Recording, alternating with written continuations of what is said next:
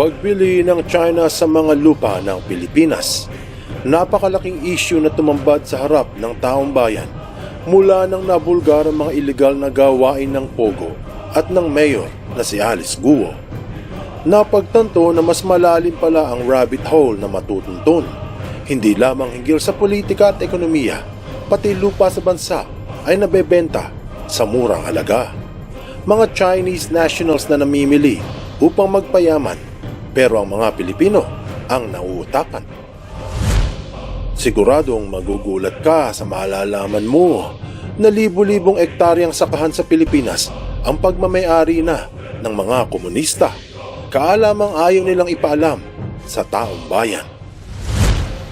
Mayroong mga naniniwala at marami din namang naghihinala.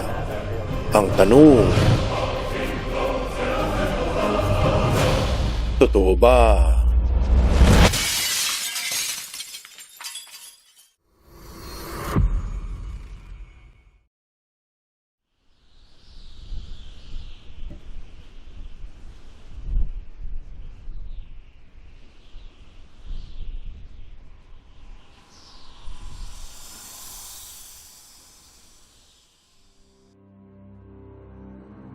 Kaila sa marami na napakalawak na lupa sa bansa ang nabili na ng China at kontrolado ng mga komunista.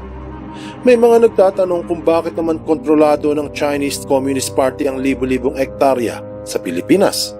Ito ay dahil sa batas na tinaguriang Chinese Intelligence Law, kung saan nakasaad sa ika-7 artikulo na lahat ng citizen sa China ay may katungkulang suportahan, tulungan at pakisamahan ang mga gawain ng gobyerno nila na may kinalaman sa maseselang impormasyon. Sa madaling sabi, lahat ng Chinese citizen ay may katungkulang maging espiya ng mga komunista kahit sila ay naninirahan sa Pilipinas. Kaya kung anumang lupa ang pagmamayari ng mga inchik dito sa bansa, ay nananagot pa rin sila sa mga komunista. Inulat sa South China Morning Post bago matapos ang buwan ng Oktubre ngayong 2024 na may mga inchik na pinepeke ang kanilang citizenship para makabili ng lupa dito sa Pilipinas. Sinabi pa na libu-libong ektarya sa gitnang Luzon sa bandang itaas ng Manila ang nabili sa murang halaga at marami ang sakahan. Kapag sinabing ektarya, ito ay may suma total na 100 metro ang haba at lapad, kasing laki ng mga 20 PBA basketball court. Yung Pogo sa Bamban Tarlac ay mga 10 ektarya ang sukat. Biruin mo, libu-libong ektarya ang nabili sa Luzon pa lang. Hindi ba't binalita sa bilyonaryo noong ding Oktubre na umabot sa 400 mga titulo ng lupa ang lumabas na pagmamayari pala ng ilang Chinese nationals? Marami ang nagtatanong kung bakit namimili ng lupa ang China dito sa bansa. Ilan sa mga nasipat na lupa ay binili ng mga Chinese nationals, pero meron ding mga nirerentahan ng maraming taon gamit ang mga dummy corporation o Filipino representatives.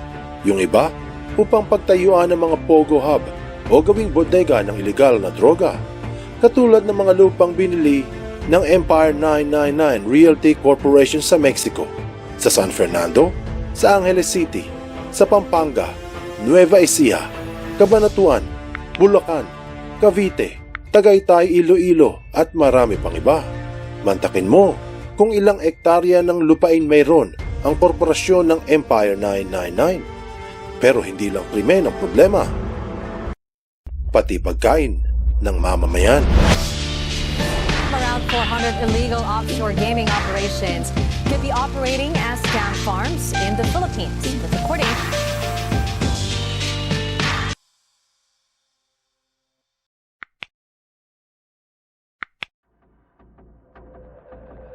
minsan masusukat ang kapangyarihan ng isa sa laki at dami ng lupang pag-aari. Kaya kung mas malaking lupa meron ng mga inchik, mas malawak ang kapangyarihan nila.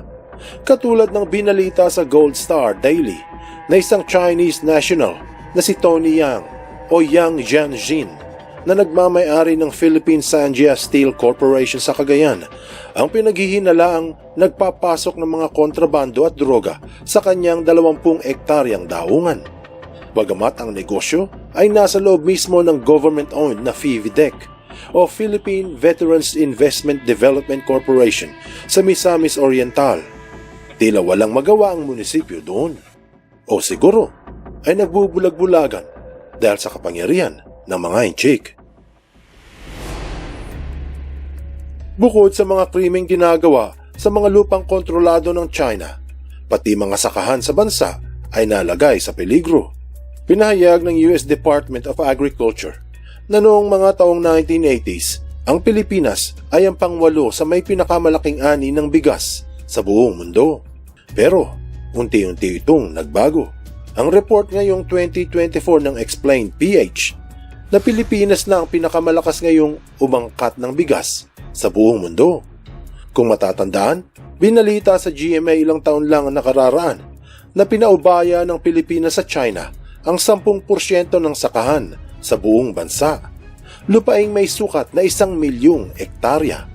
Sinabi pa na ang kasunduan ay nagsimula taong 2007 at matatapos ng 25 taon. Kalakip sa kasunduan, China ang hahawak sa kontrol ng sakahan.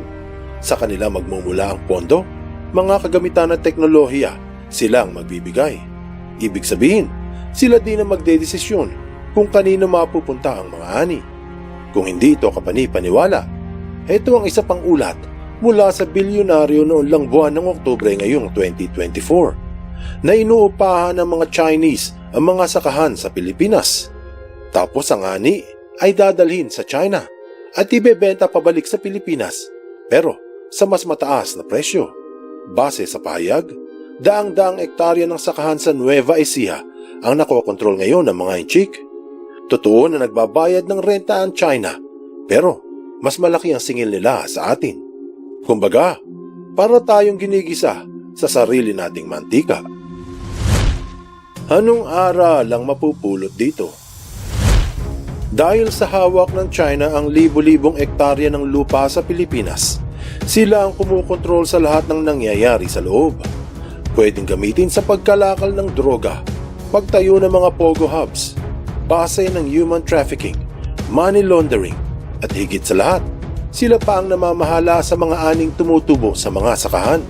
Dahil sa mautak ang mga inchik, kahit gobyerno ng Pilipinas ay walang alam kung gaano talaga kalaki ang lupaing hawak ng mga komunista.